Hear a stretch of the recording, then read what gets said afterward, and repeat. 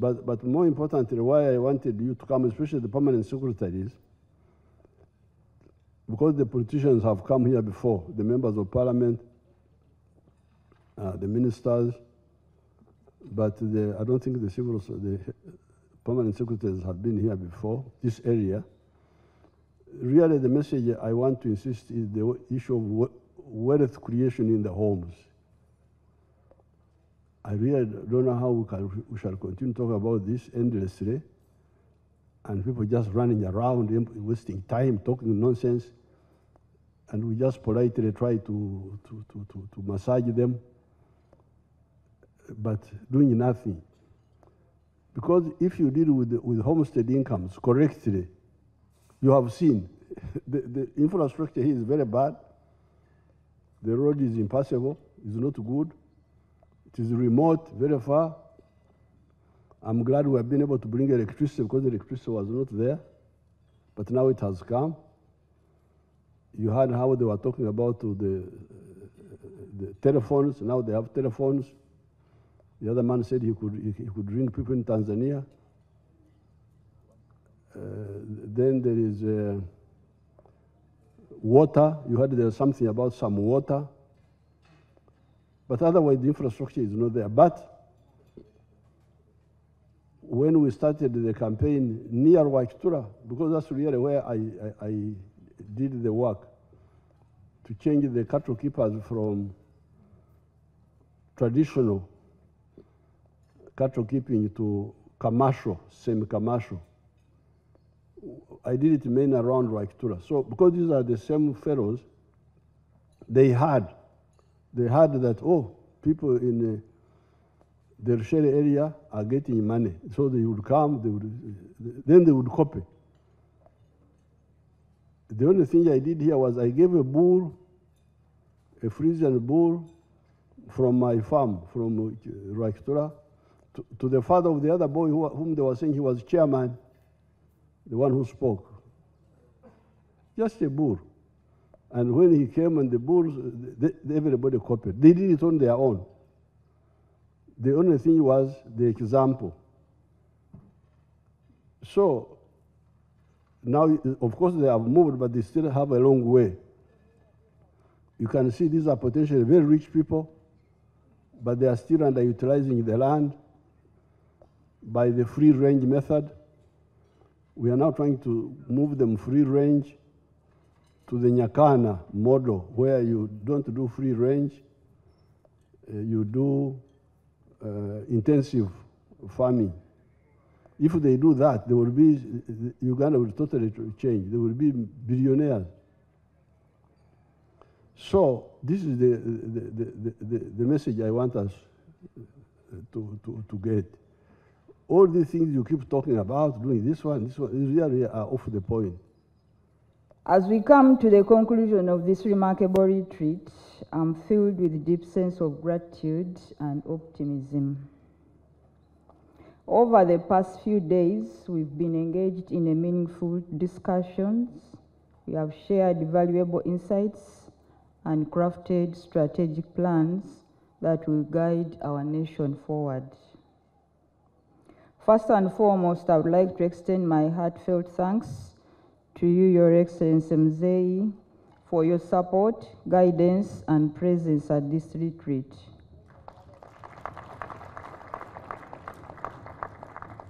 This is invaluable, and we are inspired by your dedication to serving our great nation. To you, honorable members of Cabinet, permanent secretaries, your contributions have been instrumental in shaping the outcomes of this retreat. Your expertise, experience, and commitment to public service are the bedrock of our government success. The collaborative spirit you have demonstrated here is a testament to the strength of our administration. Do appreciate the keynote address and guidance of His Excellency General Yoweri Kaguta Museveni, President of the Republic of Uganda, Chairman of the National Resistance Movement, which centered on the fight against corruption, reflective of the mass approach to embracing the money economy, with emphasis on value addition, commercial agriculture, manufacturing and industry, services and ICT. And his call for all the public service leaders to be change agents and lead the work to socio-economic transformation through wealth creation by household. Committed to fulfilling the ideological aspirations of the national resistance movement and the country's agenda to socio-economic transformation, do hereby resolve under the sub-themes as follows. 1. Leadership. In line with the government's commitment to effective leadership to steer Uganda's socio-economic transformation agenda, it was resolved to 1. Work as one team, one dream. The three arms of government should always closely coordinate and work in harmony. Adopt and keep up to date with technology to enhance efficiency in service delivery. Create clear strategic goals that are citizen-centric and redirect all our efforts to achieve them. Institutionalize mentorship in government institutions. Enforce standards to ensure compliance and conduct regular induction programs before assumption of duty and refresher training courses for ministers and permanent secretaries to enhance leadership capacity. Mindset change, underscoring the relevance of civic competence in the development of a country, it was resolved to develop and promote a set of national values to drive socio-economic transformation of our country. Strengthen the succession planning regime through promotion of intergenerational mentoring in all institutions of government. Adopt an education system that instills a strong sense of patriotism at all levels and incorporate indigenous culture and traditional knowledge. Develop and implement a complementary communication strategy to effectively brand Uganda and make Uganda a preferred investment destination. 3. Relationship of ministers to ministers, ministers to permanent secretaries. Reaffirming the strong desire and commitment of the national resistance movement in upholding its ideology, ministers and permanent secretaries should have a clear understanding of the key tenets of the ideology: patriotism, Pan-Africanism, socio-economic transformation. Your Excellency, we are going to change it. It's going to start now with socio-economic transformation, then have the other. This should always guide the policy formulation and implementation. Whereas the roles and responsibilities of some ministers have not been clearly delineated, it was resolved as follows. The cabinet minister is the political head of a ministry with overall supervision of the ministry, while the ministers of state have specified roles and functions that they take lead and should always work together as a team. Clear job roles and schedules of duties will be issued in consultation with HE the President. Make deliberate effort to strengthen the strategic vision of both ministers and permanent secretaries. Accelerate the use of technology to guide digital transformation and e-government. Enhance collaboration in building partnership and facilitate interministerial coordination. Demonstrate commitment to public service delivery, be citizen-centric, ethical, and accountable. Institutionalize meetings where they have been held in ad hoc manner and designate particular days for meeting among ministers in each ministry to facilitate information sharing, openness, and transparency. 4. Whole of government approach. Acknowledging the significance of the whole of government approach, it was resolved that government should in addition embrace the whole of nation approach, considering the changing demographics, technological advancement, multiplicity of client needs, complexity and interrelatedness of the challenges posed by a cross-generational way of doing business. Reorient the leaders to abandon the traditional leadership methods and embrace contemporary ways of doing business.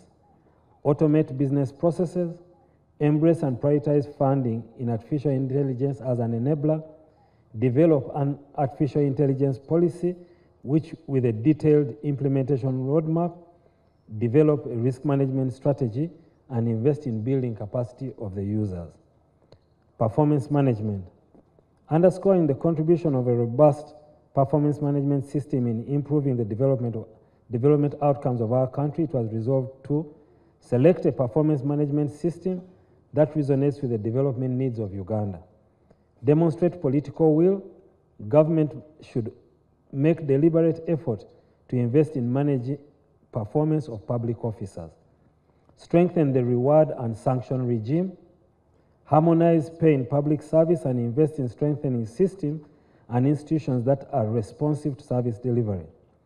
Strengthen planning for better service delivery, taking into account the ruling party's position, among others. Right-size funding demand through improved prioritization and reflects the true development needs of Uganda and do away with undefined, unfunded priorities. Key performance indicators should be responsive to the key development outcomes to improve reporting on results. Enhance the role of the Office of the Prime Minister in coordination, monitoring, and evaluation of government performance. Harmonize terms and conditions of all persons working for government institutions, for the government of Uganda, that is ministries, departments, and agencies, in terms of the retirement age for public universities, government and donor-funded project staff, and provide for the latter to be recruited by the appropriate appointing authority, just like other persons working in the public service. Progressively increase wage allocation to address the critical manpower needs in local government. Maximize the potential of existing staff through optimal utilization. Reimaging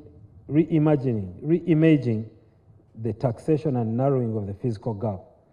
Noting the significance of taxation as a source of government resources and the need for a balance between revenues and expenditure of government, it was resolved that there is need to develop a strategy for implementation of vertical and horizontal integration business model for the economy. Promote value addition to increase competitiveness of Ugandan products on the local and international market in order to increase revenue. For example, value intervention in the dairy industry is a clear manifestation that this strategic information can transform Uganda from subsistence to predominantly market economy. Simplify tax filing to motivate citizens to pay taxes voluntarily. Information on success stories on implementation of government projects and intervention should be widely disseminated to account for utilization of taxes to the public. Lower the cost of public expenditure. For example, redirect health service interventions from preventive health, from curative health care service to preventive health care service. Fast track rationalization of government agencies to reduce public expenditure, leverage on ICT to automate government systems and processes, and embrace artificial intelligence. Cabinet performance. Cognizant of the role of cabinet in determining and formulating and implementing the policy of government as provided for under the Constitution, the effectiveness and efficiency in conducting cabinet business is of paramount importance and was therefore resolved as follows. Cabinet members should observe cabinet rules in the conduct of cabinet business. Establishment of cabinet subcommittees should be considered by cabinet. Members should adhere to the official oath and the oath of secrecy. Technical officers accompanying ministers to cabinet should be at the minimum level of commissioner. Create a working room for technical persons who come to cabinet to support cabinet ministers. Cabinet files should be received before Friday. Cabinet secretaries should not facilitate the movement of chits between members of cabinet and should embrace the use of technology to facilitate cabinet business. Meetings between the president and the minister will be organized at least once a year for each ministry.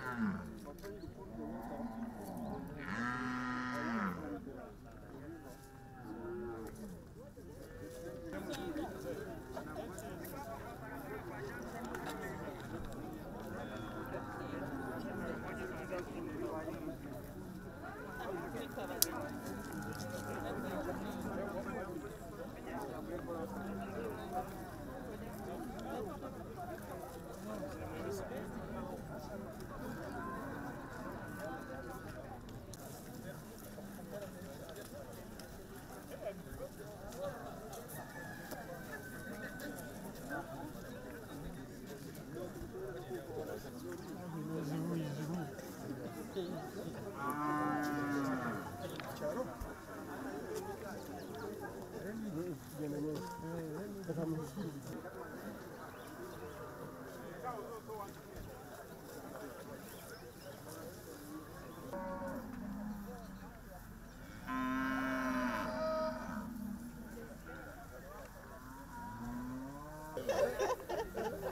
calves are bigger than your cows. Yeah, look at it.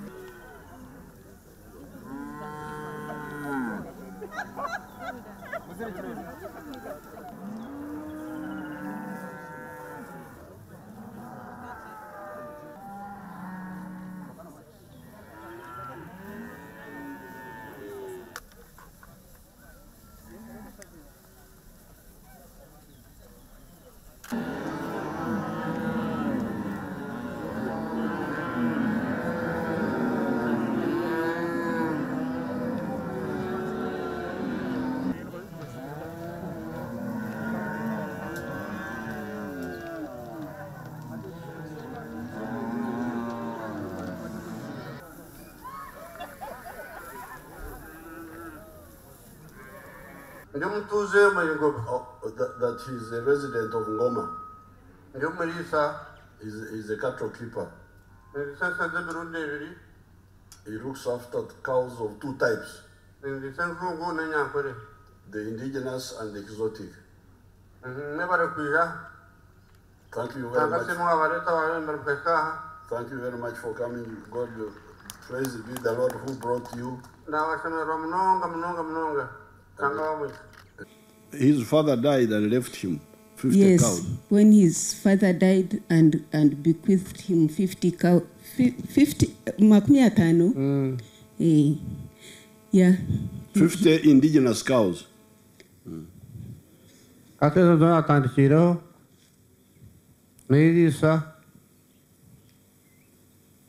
na diskunbre mezi insekiri mpango sinyo nyatsi ntizakanya nagura hamataka gagunyine nakabana na weri taka nagura na hari habuseri. The collection centers we have now in this entire constituency are 68 collection centers, but the list is of the 5,000 capacity. And we have a bulk. The smallest. The smallest is of 5,000 liters a day.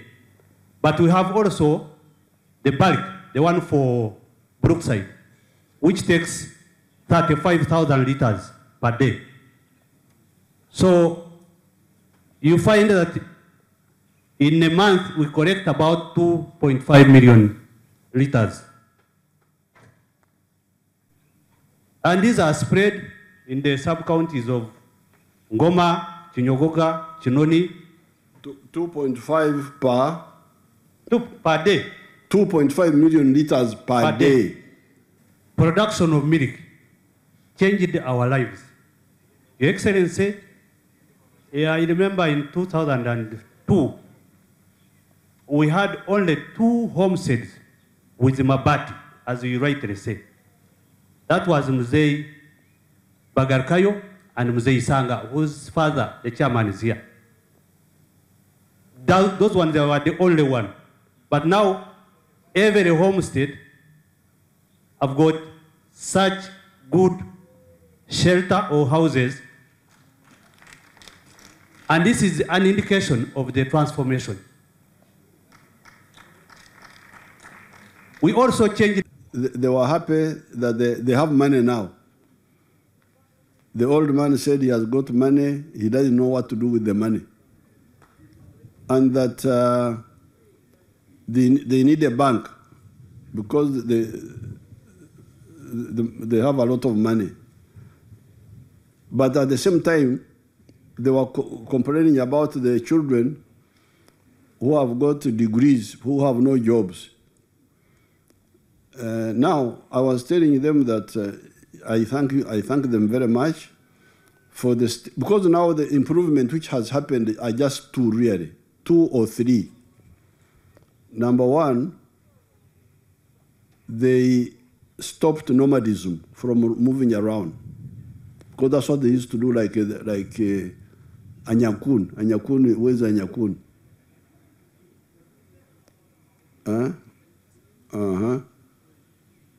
Atogo mshtogo no mkoromojo entezaji mwegendese zasoja na ziva. Ogo mkazo no mkoromojo entezaji mwikumu bi arga na sokuja na garka na ziva.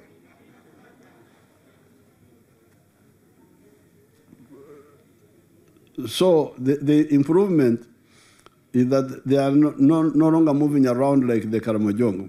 That's one improvement. Second one is that they accepted the enterprise of dairy as a business. Third, they did bush clearing in the farms by removing the bushes. There is a bad grass called Mtete, Afronadas Simbopogan. Then there is some shrubs called Ugandans, Acacia hohai. They removed all of those. That's why you find the areas are clear, because they removed some of those. But then the grass which is there is the one which is self-generating. And it's not well selected. Some of it is good, like this one here, what we call a jubwe, the bracharia. The scientific name is bracharia. This is a good grass. But when you leave the farm, the cows concentrate on eating it and it gets finished. So you remain with some other grasses which are not so good. So therefore, what we call the stocking ratio remains low. In a square mile, you can accommodate 300 cows properly. If you are still using the free range, the free range, only 300 cows. And yet, if you plant the grass, the calculation I was making with the young boy is that if you you plant the grass deliberately, and you cut it, and you feed the cows, instead of them going to roam to look for the grass, a square mile can cater for 4,800 cows, Frisians. You shift stocking ratio from 300 per square mile to 4,800 per square mile. For the Ankole cows, it's bigger. It's more than that, because a square mile for the Ankole cows, you can an acre can cater for 12 cows. So therefore, and that one would give, if 1/3 of them are milking, that's how you get the 96,000 liters they were talking about. And that would give you income of 57 million shillings per day. You heard them talking about that. So what I was telling them is that this little thing they have done is just a small step in the right direction. But they can be much, much, much richer. And if they do that, these young people, instead of looking for clerical jobs in Kampala, they would be so much absorbed with this huge industry. As shareholders, they will not be looking for office jobs. So therefore, that's why I said I'm going to give them the message to you is that please let our people get involved in the money economy. That's why I brought you here. Volume of milk. Excellency, this part, we either request that we are pang. It's quite a long distance.